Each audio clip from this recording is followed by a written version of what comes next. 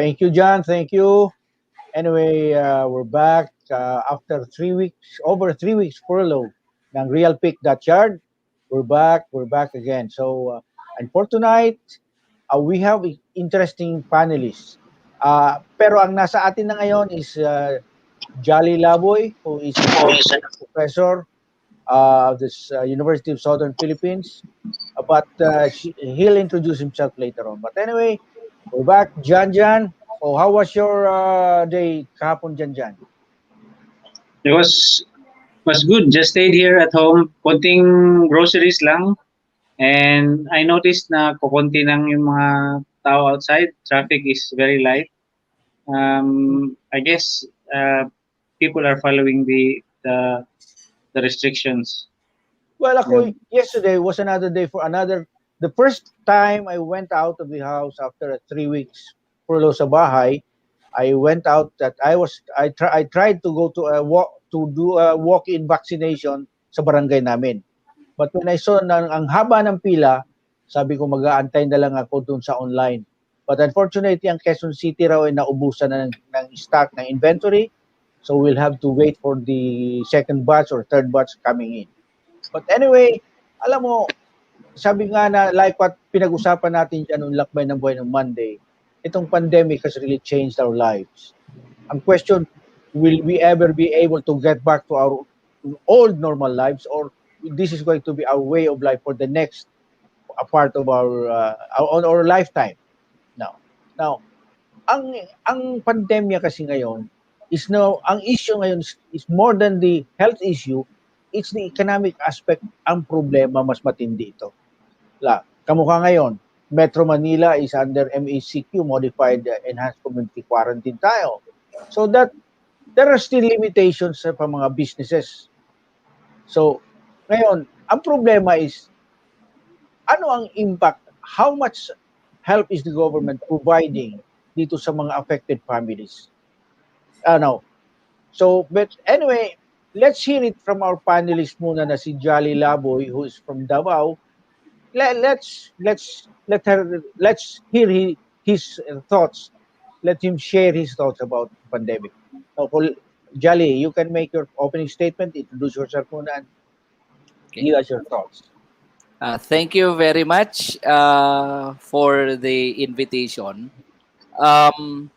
I am Jolly Laboy, has been in the academe since 1996 until present, and based in Davao City, and have witnessed Davao City's growth until our mayor became the president. So being in the academe now is a big challenge for us in Davao, especially that there is one big school here who closed and then reopened, but a lot of problems, and so far they are moving up. And my being in the academe has pushed me and my colleagues to do some proposals on the effect. We are doing away with the word impact first because we cannot see the duration. The time duration that we need to study may not be worth an impact, but so far an effect. It's gradual effect until how many periods of time, then we can now measure the impact. In Davao alone, so far we are doing good, and the academe, our university has, being a state university, tinanggal yung admission requirement. This is good because one university who has closed could actually provide opportunity for our state university, but still there will be requirements, although the requirements are very, very minimal. So I am in the academe and the College of Business Administration. So I'm teaching entrepreneurship courses and business courses, both in the undergraduate and the master's in business administration.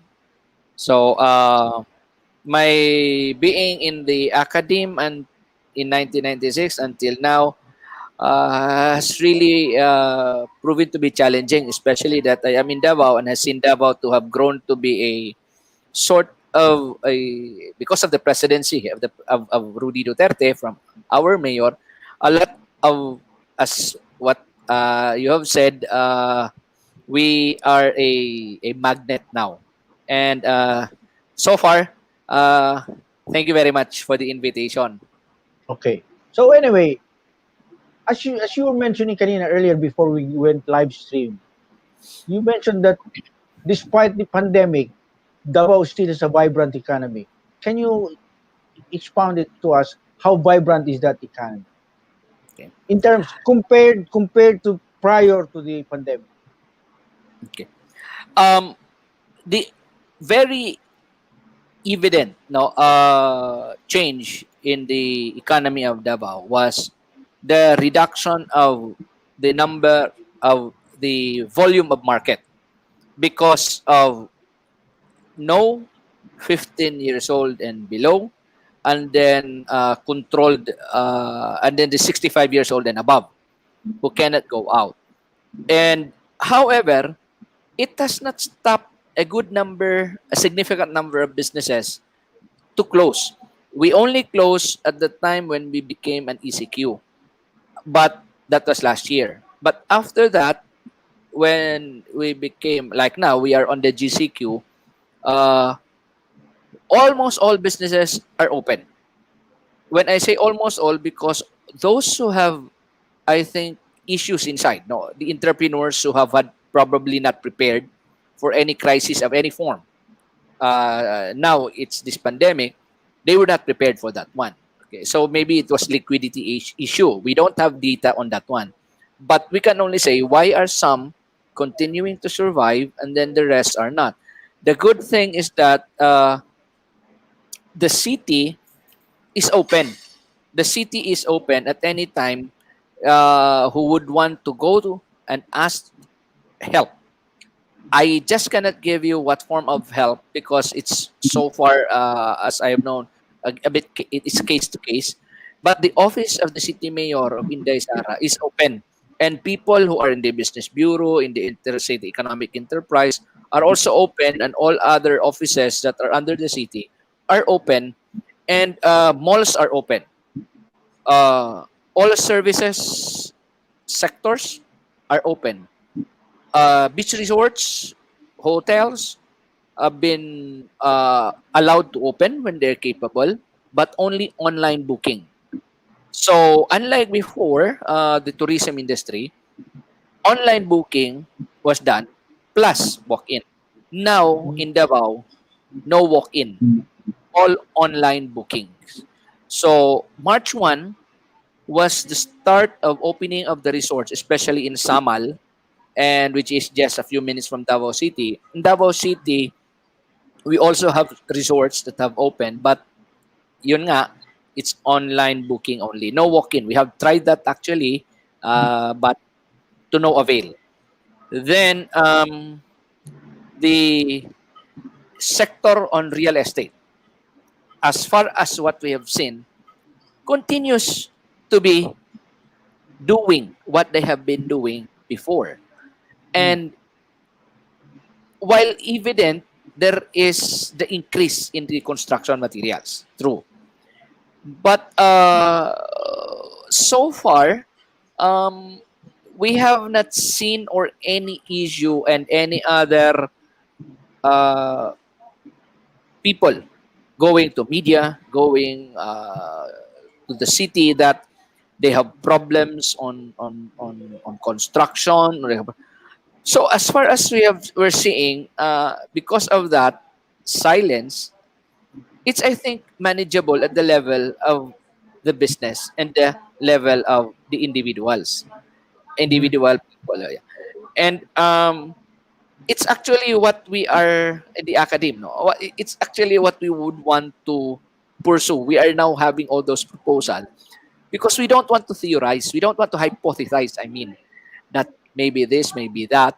So, like the effect of the COVID to tourism, to service sector, to and for the transportation, the city have had a very good program that they have tapped a big business company that plights, uh, sorry, that plights a route, a specific route. Uh, this is not a brownout. May construction ho kami. So, uh, it's just something. So anyway, what happens now is every time the the construction no is into projects at what we have seen, because we have in our area where we are, most of the real estate are found. So we are near the Mhm. airport, and we're seeing it's still growing, it's still booming, and it's increasing in number. So as of now, I cannot give any data on the effect that is negative so far. Except that, of course, on an individual family, the smallest economic unit, there are those that have been Mhm. affected, and there are those that have probably lost employment. But so So far, I have not okay. seen any rallies. We have not seen any to the point that they have to go to the city and then shout out in the media, asking the media for help. So far, none as of the moment. So you believe that that is a general sentiment sa Davao? Do you think it's just the general sentiment in Davao? Now, going back to what you were saying kanina, Jolly, that construction na parang tuloy-tuloy as they were before. But how about the volume of business? How was it affected by the pandemic? uh, there is an effect due to the reduction of capacities in all of uh, the services. I mean, the physical Mm-hmm. uh, business that they have, restaurants, tourist attractions, etc., are all have been reduced by the city, and there is a local ordinance for that one. So there are service sectors, there are restaurants, that have been reduced. There are those 30% only capacity, 50% capacity, and there is the 75% capacity. And this, I don't know if this is happening in other cities, but what came about from this pandemic is the the influx or invasion of online sellers in Davao. And why do we know? Why would I know that? Because we have seen uh the the sprouting of, looks like, warehouses, big stores that have been converted. And then we were wondering, what are those that fall in line? Who are those that fall in line for so long? And there are many of them. And they said that's the bodega. So the bodega, that is, so when we went and then asked, bakit andito? Why are you buying? So sasabihin, ano kasi, binenta ko. So they buy from that, and then pinupost nila. Then, and sabi namin, Online. yeah, online.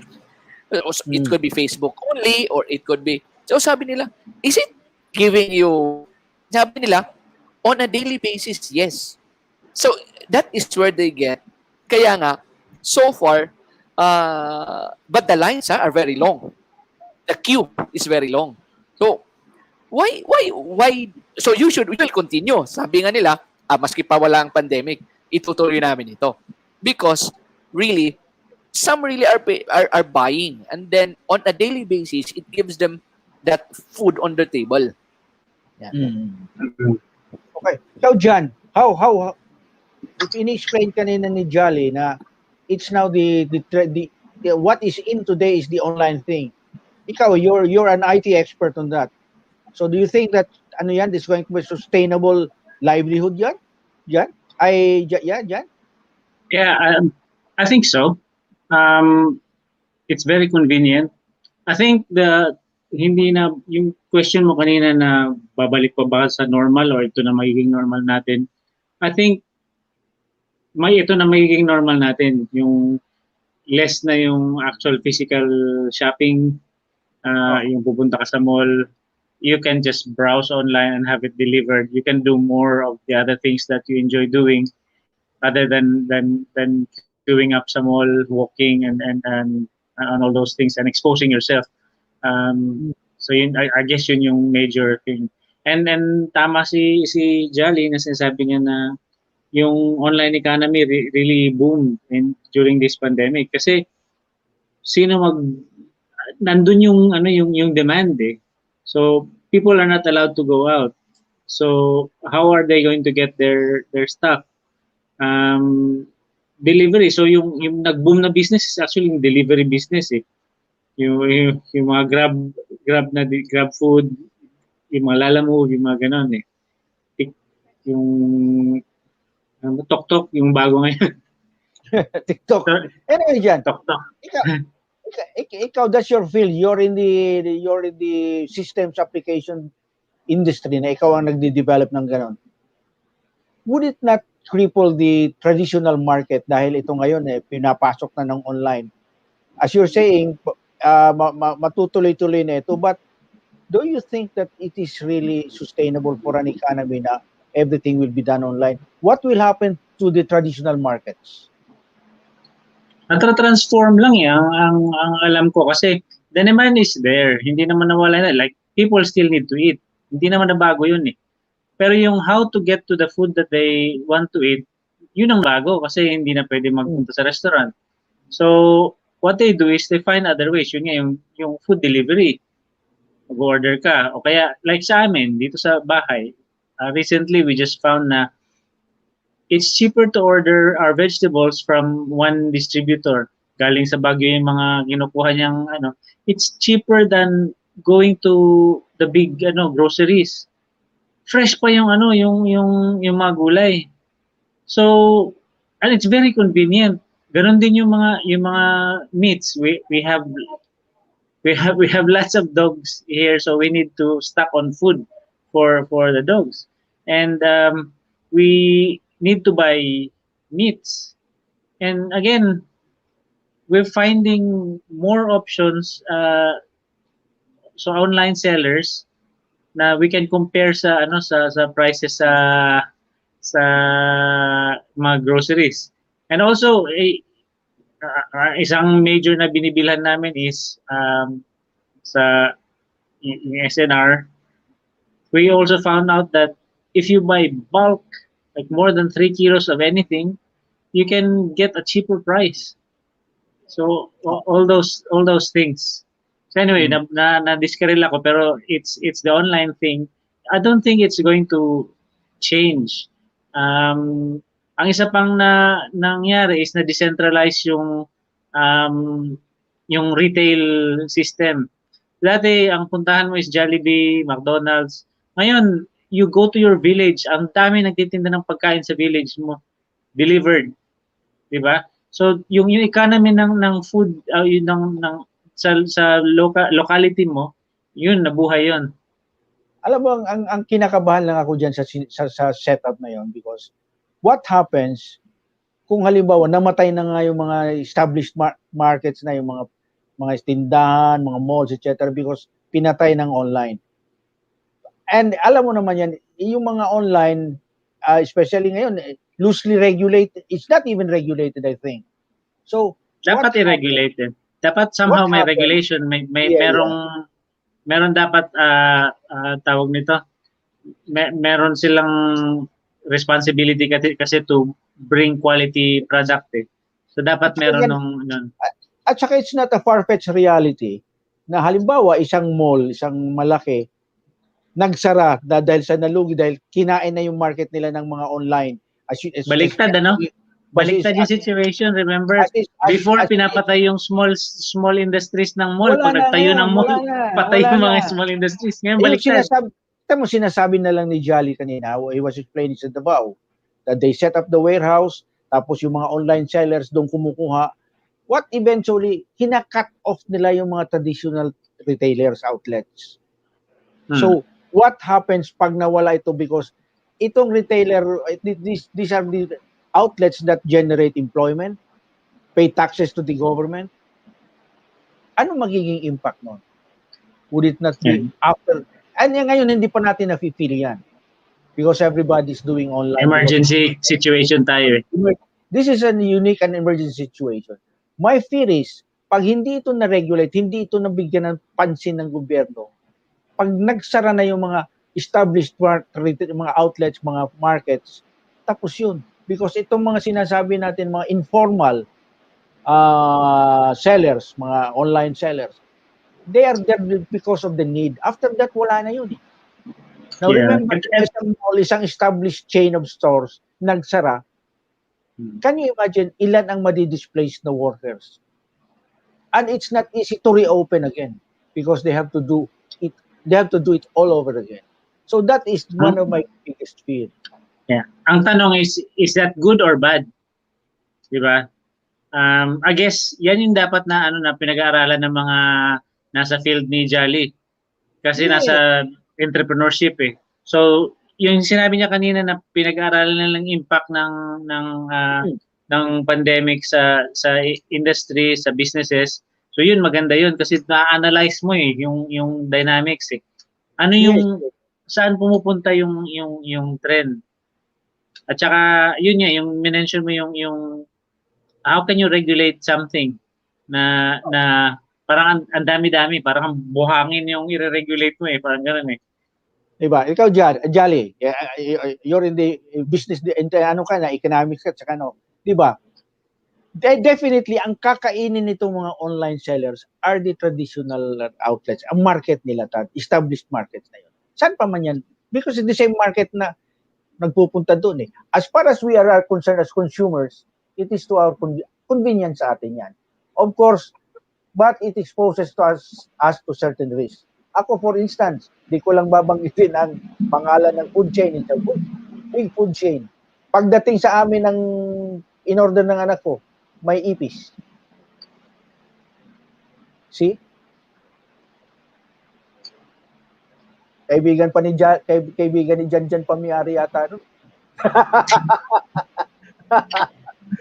Ano dyan, ano? Ano yan, added feature yun. But anyway, okay. So, Jolly, so, what do you Getting sa audio. You really don't, Okay. in Davao, you really don't feel much itong problema namin na dinaano dito sa Metro Manila, NCR.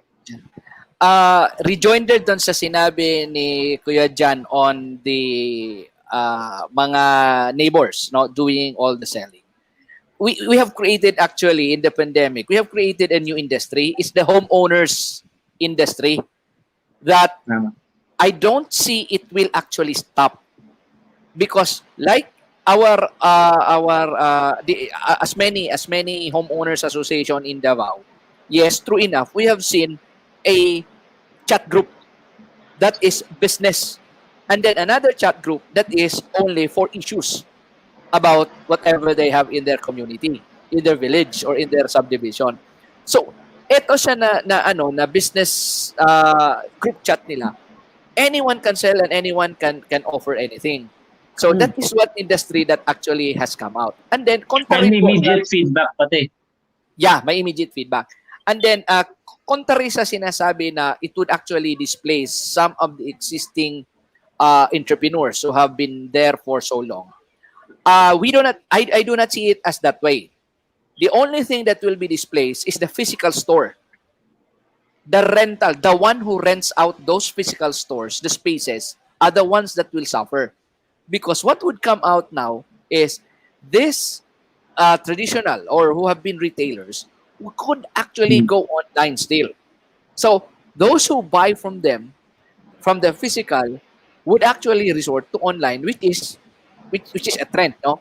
Then, tama sinabi na regulated. The big challenge is the government, especially our BIR, because we still rely on paper trail.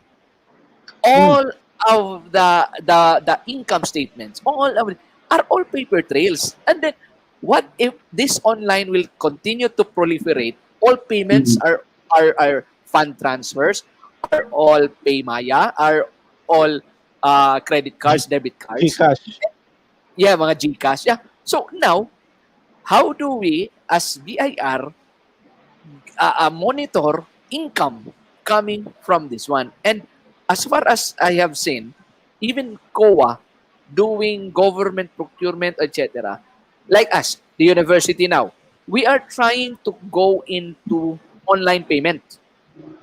And COA is actually adopting, slowly adopting, but good they are adopting on monitoring the paper trail, or I, I don't know if they have another term, because it's still always paper trail. They say you cannot, your student from Saudi Arabia, we have students from Saudi Arabia, from Oman, from Bahrain, from Saudi Arabia.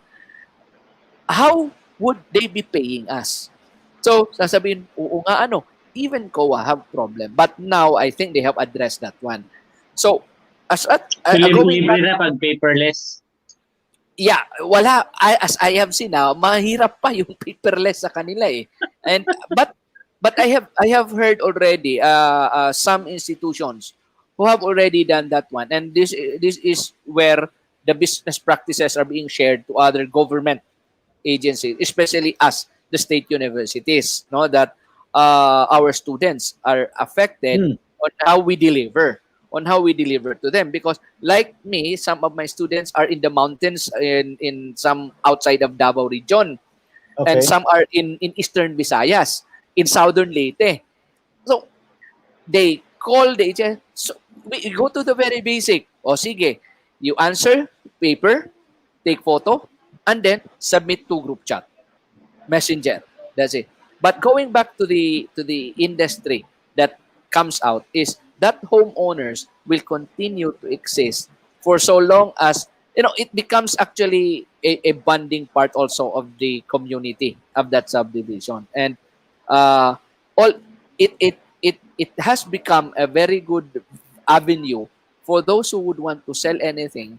And the only thing that we are seeing is yung closure ng physical stores, Hmm. because what would come out na is conversion of that physical stores probably into warehouses, or even in fact there will be no warehouses, because supplier from Manila might be directly sent to whoever the clients are, Mhm. given Drop volume. shipping. Yeah, you can do drop shipping. Yes, yes, oo. So anyway, that's what I see. It's not going to be the mga retailers. It's yung Hmm. nagpaparenta ng mga spaces. Like malls. Yung sinabi nga, the mall, yeah. The malls would be affected in that way unless they convert that one into something na uh, I remember, there is one entrepreneur in Davao. Ang ginawa niya is, since alam niya marami na nag-online, walang physical sample na maibibigay. So, nag-create siya ng local, yung name ng store niya. That's Mr. Estubilio. It's just 37, I think. So, lahat ng nag-online, ang dami, doon inilagay niya sa physical store niya. So, every time may nag-inquire, and then they would want some sample, they want to see. So, if you could visit this store, na ando naka-display. So, walang payment. Walang payment on the display. Hindi niya hinihingan doon. But only when there is sold that he gets something from it. Yun lang. So, maganda yung concept niya actually. Kaya lang, yun, yung physical store niya. And sabi niya, probably this can grow because yung iba nagtitinda and then saan nila i-display? Wala. Doon inilalagay nila sa kanya. And that started last year eh. I think about this month o April. Magwa 1 year na. Mhm. Mhm. So nag-open talaga siya ng physical store, ha? Yes, nag-open siya ng physical store So and then parang ginawa siyang display. Exhibit. consigned talaga sa kanya yung mga items. So, natural meron Yeah, siyang inventory. yeah, meron. Oo. Oh, Or samples consigned. lang. Yeah, I think I have not actually visited that one because I just came to know it about months ago, and then hindi man kami makalabas ng ordinary. I mean, I do some self-discipline, especially me na I have issues on my lungs, no, yung dalawang lungs ko. Meron akong history ng bibasal pneumonia. So, sabi ng wife ko, let's go to that. But it has been when we browse, when we ask some, yeah, pupunta ka lang doon, meron makikita mo 'yon. So, I think he hooks up, he connects the online seller whenever there are more than the inventory he has, that is needed or that In is your ordered. studies, in your studies, Jolly, in your studies, ano ang how much percent of it ang sinasabi mo kanina yung concern mo about the taxation? How much percent of it ang mawawala because of this informal online sellers na Oh, mawawala sa gobyerno? actually, there is no study yet on that one. Wala pa. But it has been a talk already because COA, COA and BIR, what we have been hearing about some CPAs, dini-discourage nila yung any form that there is no paper trail. Yung walang paper trail. So, it's a good researchable area actually. There is no data very specific. I'm sorry, I cannot give you that one kasi pag Mhm. ibinigay ko yan, that's just my own opinion. Yeah, yeah, And yeah.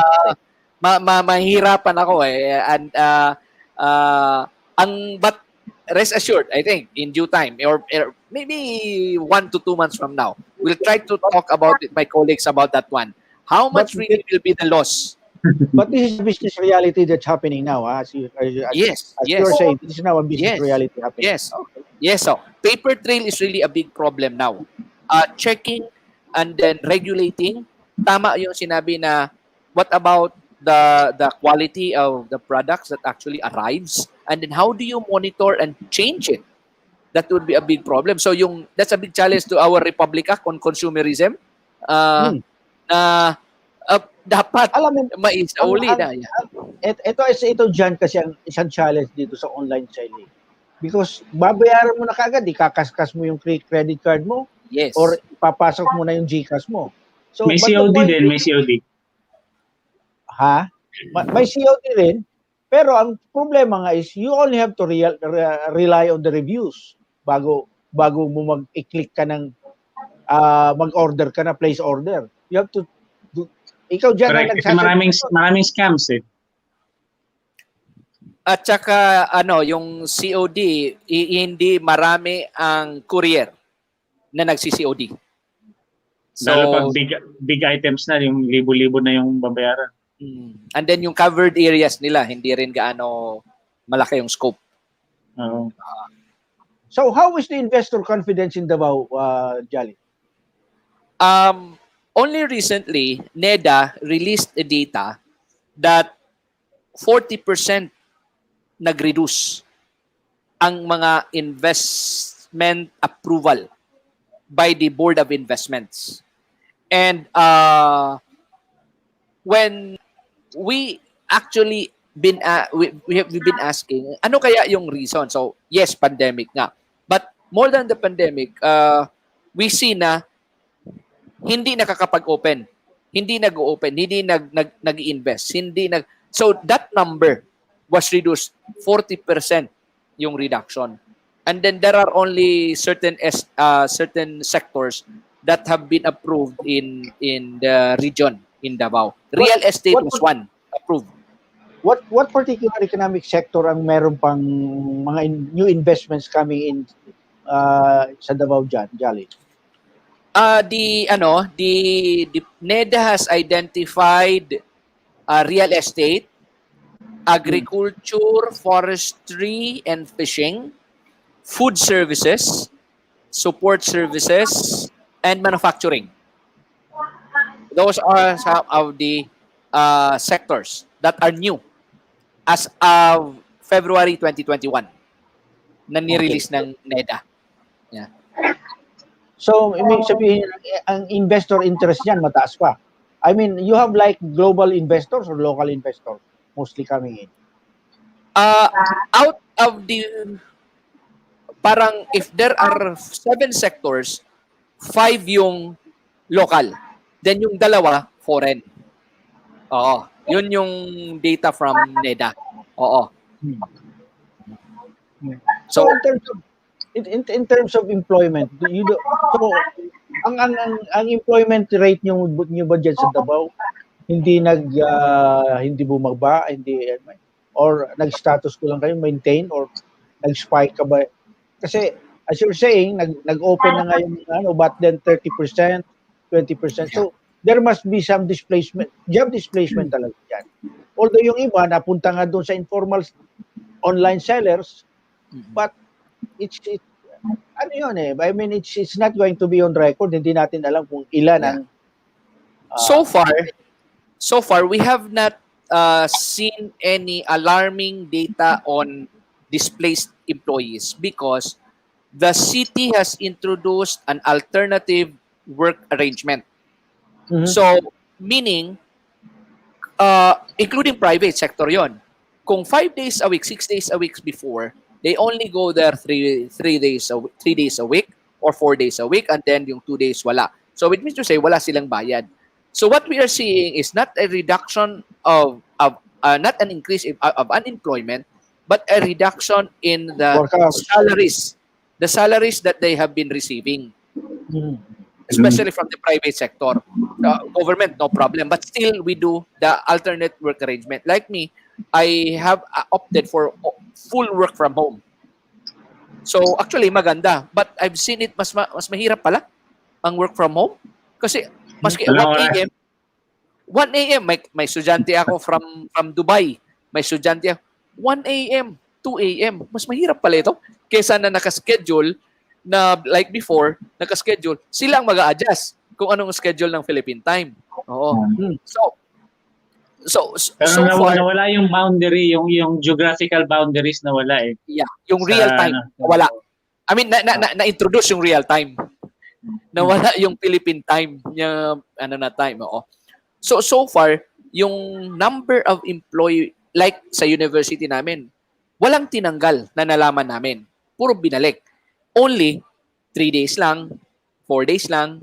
Meron it's akong alam better na, than no work. No? yes, better than no work. So, walang nagreklamo doon because it's actually an advantage. They know that the government is suffering. They know that the private sector is suffering. But with the introduction of the new work arrangement, it has actually still given them that opportunity that they will have food on the table. No Correct. problem with that one. And then they still have the security because there is no effect. It will not affect the number of years or number of yung duration of employment. Tenure. Yeah, yung tenure hindi affected. Only Mm. maski pa yung number ganon, you're there, you're paid that way, but the government or that private sector still recognizes that you have served in full only because of this So yun yung maganda na So yung work 3 arrangement. days work sila tapos may 2 days delivery. Yeah. Actually, I have come to know a good number na yung mga flower pot na nagmo-mold Kasi sila. maraming plantita na ngayon eh. Yes, so dumami sa mga kilala namin na nagbebenta yan. So ang nakakatawa nito nagdi-deliver, even kami nag-order. Nagdi-deliver ma-chorizo, ma-artificial plant, etc. Naka-Fortuner. Nagdi-deliver, naka-pick up ng Navara. Yeah, tapos anong sasabihin? Mas maganda na ito, may maidadagdag kaysa na nakaupo lang sa bahay na walang ginawa, nakaharap daw sa computer, buti, lagyan mo ng something, i-post mo sa computer, baka may mag-order, meron nga. So, I mean, that one, no. But these are informal entrepreneurs, informal sector entrepreneurs that cannot be monitored as of now by the government so that the government actually can earn from them. But But wala bang natatanggap na complaints ang city government on that, mga online scams or something like that, mga ganon? Jolly in Davao? So far, ang nakikita namin dito is dinidiretso nila muna doon sa mga seller. And then, after nung seller, eto lang this is just something na narinig ko lang. Nung nalaman na yung buyer is from Davao, inayos kaagad. I mean, I don't know. No, that was just a one person isolated probably yon na ito nangyari. But point is, there is no issue. There is no something that they ask the government to take action on this, to go to DTI to take action on this or etc. Wala pa so far in the local media, wala pa kami naririnig po doon. Oo.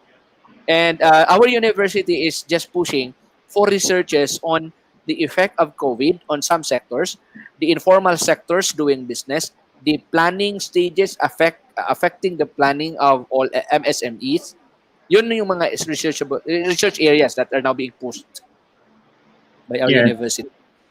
Yung isa pa dyan sa online economy is yung immediate feedback na available. So, yung problem natin or issue natin ng quality or of service is addressed ka agad kasi nagiging viral ka agad eh. Pag nag-provide ka ng maling product o substandard na product sa premise mo, kakalat ka agad yun eh. Iba-bash ka pa, di ba? So mag-spread ka agad yan sa buong community, malalaman yung reputation mo. You either have to close and open as a different entity para malinis yung pangalan mo. Yeah. Oh. Sa iyo, Jolly, sa mga ginagawa niyo mga research, do you think that it would be appropriate for you to recommend to the city government to at least place a level of regulation dito sa mga online sa informal sellers, on informal economy? That's a very good suggestion. The city actually is knocking on on the universities here in Davao kung ano yung mga COVID-related studies that you have. And then they're asking that one. The only so far constraints that the university is able to act upon immediately on that calling of the city is we have agenda kasi. The universities, private or government, may mga research agenda. And it means to say that yung allocation of the budget is on those agenda. If we explore on agenda outside of that of what was in that list, katakot-takot yung approval na kakailanganin. So, last year, yung mga researchable areas, nakita namin, we were seeing na ngayon, hindi siya kasama yung aandito ng mga nangyayari. So, like yung online na yan, na trying to, how do we monitor, improve monitoring so that government can regulate, wala ho yan sa research agenda previously because it just came out na yung nagballoon. Talaga nagballoon yung online, and then there is now yung mga issues about paano nga pag-monitor sa kanila on the income that they get, on complaints that they receive, etc. But I think maybe in next few months, I can give you that one. Once we Sige, Jolly, yeah. sige. Yeah. Sige, Once we asked our university help if we can, or the city is actually open na, like Mayor said, na sige, kung hindi ma-fund, isubmit nyo lang dito. And syempre, even if isasubmit namin yon, it has to pass through a panel that is actually of good quality naman yung proposal. So that is in our university. Then the university now will endorse that to the city. And that is what is actually ongoing. Hindi lang ho nagiging madali because of yun, agenda last year. So meron din mga resolutions gagawin ng university for that researchable area to be approved and then endorsed to the but open yung university namin. Ako, the way I look at it, the city government would have a particular interest in that. Dahil sila rin ang tatamaan eh. Yeah. Because yung mga usual revenue sources nila, kakainin na nito mga informal economy na ito. There's no way of knowing how much really is the volume of transactions happening and how much is being lost in terms of city mayor's permit, in terms of I think it's going to be a permanent change. So you just have to adapt. The business has to adapt to what's happening. And that's what's happening. Nag-a-adjust tayo sa bagong situation natin. And I think yung sa question yun nung kanina, yung how are they going to be taxed? Diba? Yeah. Ang naisip ko lang is the government should, if the government provides them with an online system free to all the small businesses, then built in na dun yung calculation ng tax. It's the same thing that one of the big malls operator does. Lahat ng nagre-rent sa kanya ng pwesto, ang cash register is kanya. So, mamamonitor niya lahat ng nangyayari dun sa lahat na nagtitinda, lahat ng nagre-rent dun sa mall niya. So, it's a similar situation, larger scale mo lang. So yun Ayun, ang naisip ko na ano. So you ayun give it for maganda free. yan. Oh, you give it for free and lahat is built in standard. If there's no, it's a new policy implemented kaagad. Wala nang cheche-boreche. Yeah, because the current situation ng businesses is they buy their own register, and then they ask it to be registered in the regular in the with BIR, and then bibigyan, whereas kung ibigay yon ng government to them for monitoring, then magiging mas madali para sa Compliant na eh. without cost pa to Yeah, the yan Oh, ang compliant na eh. Oh. yeah. yan ang linya ni Jan. System. Yeah. Di ba Jan? SAP. Ano ba 'yon? Ano ba yan Jan? Udo ang Oh, sa sige. akin eh. Udo. Yan ang Sa competition. O sige, ito na lang. We back it up with a research to put a strong foundation for that need. And then, pasok na ang negosyo ni ano. I can understand the rationale sinasabi ni Jan. Why not put up a platform na yan ang sasabihin ng gobyerno, gamitin nyo ito libre para lahat ng transaction may on record lalabas ang gobyerno. Now, if you don't use, nakipag-transact ka and without using that platform, then illegal ka. Mm-hmm. You So fall it's a under, win-win. It's a win-all situation. Correct. ikaw naman, ikaw informal business ka, at least you are able to use the platform for free. At ganun din naman sa gobyerno, hindi ka makakalusot because makikita ko ang volume of transactions mo. Okay, now, for the registration, how do we ask or identify sino-sino sila? We can channel it to yung homeowners. Is one big organization.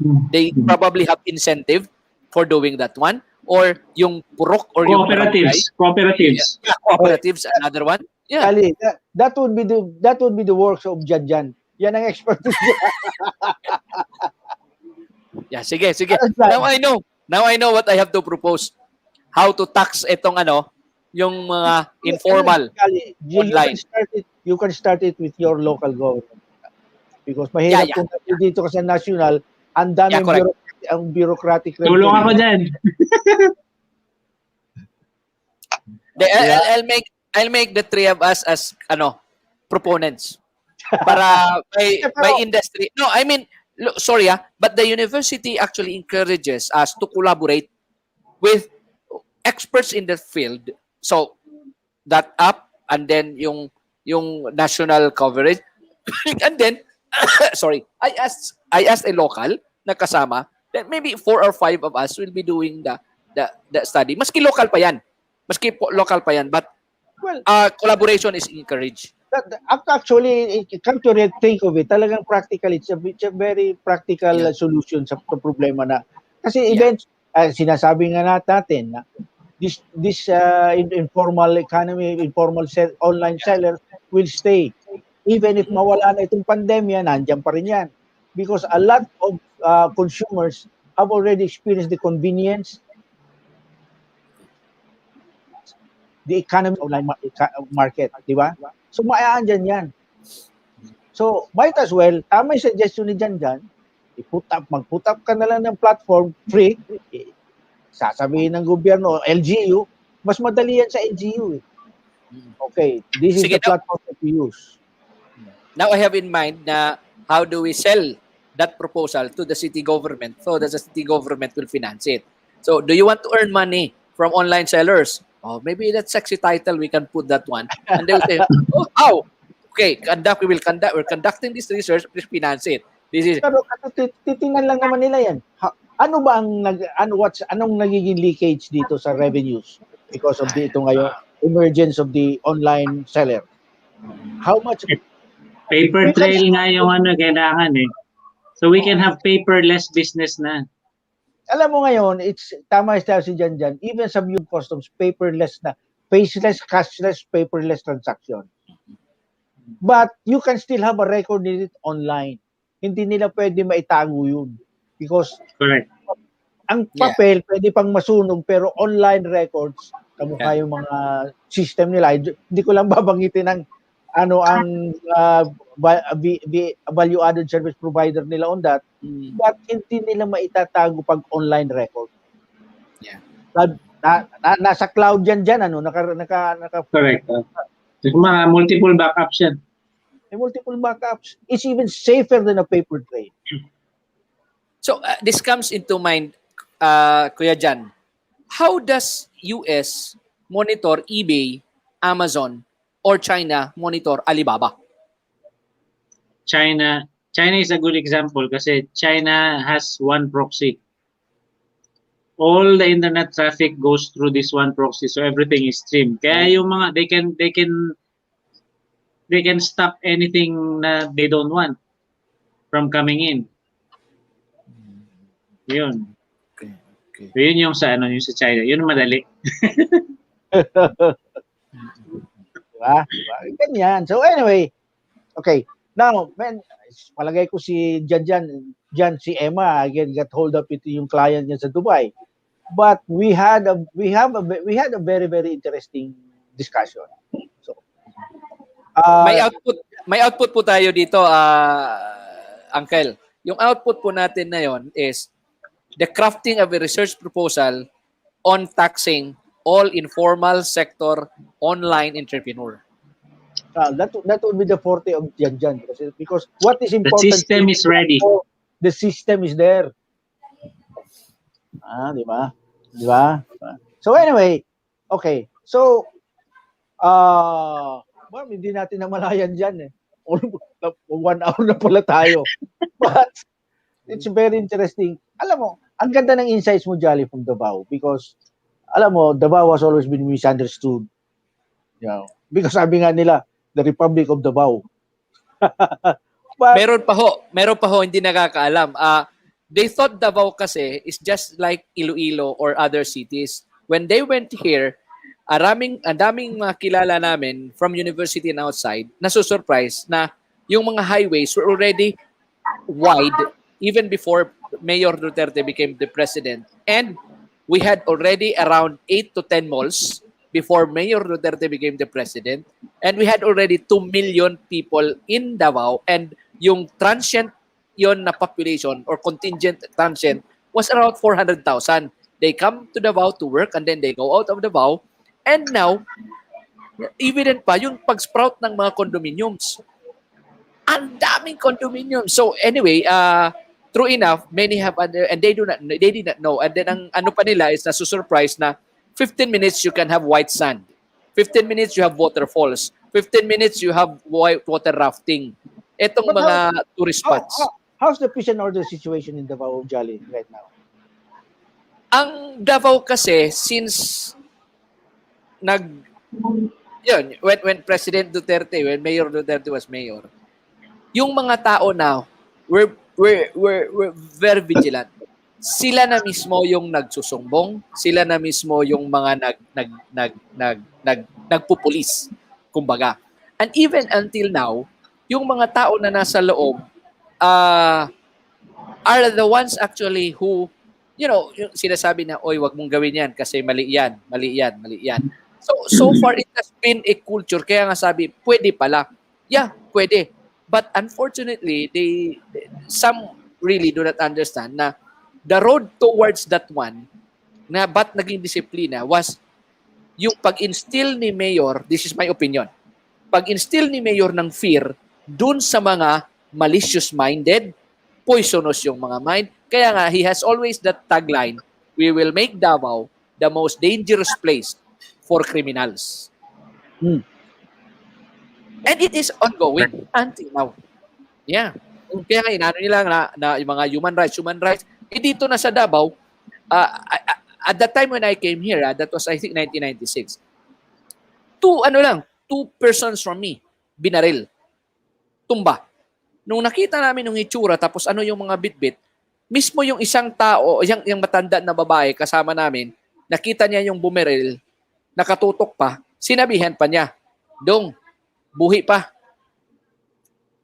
Tinira ulit. Pagkatapos, wala na. Umalis lahat. Yun. Unfortunate lang probably kung siguro misjudged lang because of the hitsura ng tao. Probably.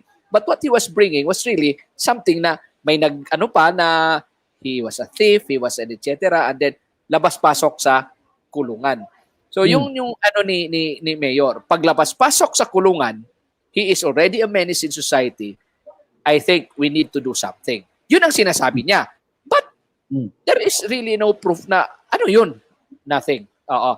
So, yung peace and order is now the people who are doing the policing, through the police, are the police of the police. Or, I mean, yung ganun, no? Mm. Okay, so remember, we're just a few months away from 2022. Yeah. Okay. Oo nga, oo. Oo. Oh, anyway, So, we're almost done. We're almost done. Jan, hello, Jan. Wala si Jan dyan. yan, Jan, his phone daw died. Oo. okay. Yes. So Jolly, you're enjoying your stay in Davao, huh? Yeah. You- Actually, I look at it this way, Uncle. A lot of my batchmates in UP, when we graduated, I was the only outlier. I Okay. was the only one who went to Davao. And then after a few years, a good friend who is now a doctor here, anesthesiologist, and now in Davao. And then there are two also who are in Jensen. But uh, after that, many were asking me why in Davao. Well, uh, I was allowed to visit, no, by Uncle Yeto before, and then when I saw what Davao was, it was really promising. The choice was between Bacolod and Davao. The only problem with Bacolod was, I'm so sorry, evident ang very rich and the very poor. Mm-hmm. Ang gap While na. in Davao, while in Davao, no matter how classy the restaurants are, no matter how high-end, etc., you will be surprised. Many go there, but they are average, etc. They can afford. They can. Because food so far in Davao and fruits and vegetables are relatively very cheap compared to other places in the Philippines. Yeah. The last time I was in Davao was during the time that I think ang commissioner ng customs si Rufy Biazon. We visited them Yeah. at that Bureau of Customs Davao. That was the last time. Opo. Medyo we stayed in a hotel near na mall. Merong mall doon. Ang ano ko doon yung panga. Yeah. Panga. Yeah. Los Quinilaw probably. Yeah, yeah, It's palagay ko, yeah, yeah. yeah. That is very famous for here for the panga. And yung panga dito is of all sizes. Big, small, very big. And then it's actually relatively cheap. Yeah. Kaya nga masusurprise. Oo. No, so do you think that uh, how do you see Davao in the next after 2022? How do you see Davao, Jolly? Davao will continue to be Davao. And regardless of what happens during the election, the good thing is that it has been noticed already. Mhm. Because prior to the presidency of Mayor Duterte, Davao was Davao. Nobody noticed it. Nobody was that it was like this. Mm. When Mayor became the president, and he always has been saying Exhibit A, Exhibit Mhm. A. And many were able to notice that. And that was the influx, migration pattern in Davao really Mm. increased. So in the next few years, we are still seeing that there is still going to be an increase of that because as of now, there are those, I think, if I am correct in saying, we have been hearing, Mayor, they don't want you in the national level anymore. Go back to Davao. We still love you. And if Mayor will be here, we know it will continue to bloom. The economy will continue to blossom. Uh, it's recognized for all of the regions in Mindanao. Davao is the destination. That's why he is well respected regardless of what affiliation, whether yung our Islam brothers, Catholic, the extremists, the etc. He is respected. Kaya nga pag pumunta doon, it's very peaceful. Wala kang maririnig na may mga allegation nga nagkikita-kita ang mga commander ng NPA, commander ng etc. nagkakasalubong doon sa mga mall etc. And then they know each other. Why would they do? Because they respect the mayor. Ito pa na why merong ganon nga maganda na rapport, because we have been hearing that every December the mayor sends truckloads of food and etc. to all this. Ma-NPA ka, ma-extremist ka, ma-etc. ka. We have been hearing that one. Pinapadalhan niya yan, regardless kung sino yan. Basta ang sabi lang niya, when you go to Davao, please respect me. No away. That will be. Kaya we have not been seeing na merong mga etc.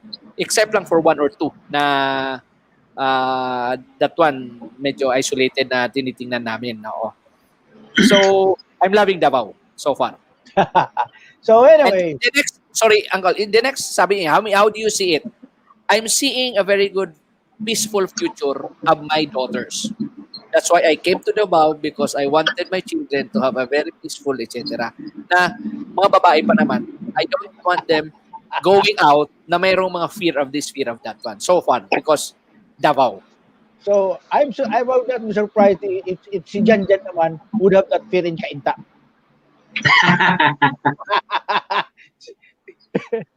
So anyway, we're almost done. So can you give us your wrap-up statement or closing statement, Jolly, on this on our Yeah.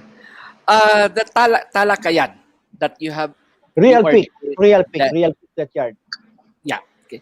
So uh, this is a venue where we are able to do some real talk, and then revelations are given that are actually not being noticed by many, and this is an opportunity that this is going to be showcased, and hopefully for those who are listening, uh, do take this as a way for you to explore whatever that comes out here. Is consider it as your an idea for you to explore. Not to take it lightly, not to take it also seriously, but you craft your own mindset because of what has come out here, and that would actually bring a better principle in you so far. So yung economy that we have been talking here so far, in it's unfortunate that in other places really there is a bad fix, and in Davao this is it, and we just pray that COVID would actually be ending immediately, and whatever new normal that we have here, it's going to be brought back with more peace of mind. So a big thank you for Uncle Chito Unya and Kuya John Sibala for this opportunity, as sharing what I have seen in Davao. Thank you. Daghang salamat. Jan Jan from Kainta. I'm excited. Ating partnership. So I have always been an advocate of continuous improvement, and situations like this, our creative mind is really tickled when things like this happen. There's a big problem, so you try to solve. How can you solve a problem? And that thing I suggested is just one way of that we can solve a problem. Hope it will progress from there. Um, and also, I hope that this virus will be killed. The cycle of this virus will stop very soon. Um, kasi before, when the statistics were coming out, they were just numbers to me. But now there are names that I know that are included in those numbers now. So it's close to me. Yun na. Well, another hour has passed, and definitely we had a very interesting topic. And especially that these two guys are very familiar to me, really, really. But anyway, as sinasabi nga ni Jan kanina, this is a reality that we really have to face. Ako, I just finished my lockdown sa bahay, 2 weeks. Then I extended self-imposed extension na 3 weeks. In fact, it was only yesterday that I went out. Ako nag-drive, sabi ko sa anak ako magda-drive, namimiss ko na mag-drive. Anyway, but it's it's hard engaging the COVID-19 problem. But again, tama ito, sinasabi nga ni Jolly, ano na, whatever help we can do, whatever things we can share, let's do it. Let's share, let's do what we can, if only to help humanity. Thank you everyone, good night, at maraming salamat po muli sa ating bye-bye, bye-bye, good night. Right.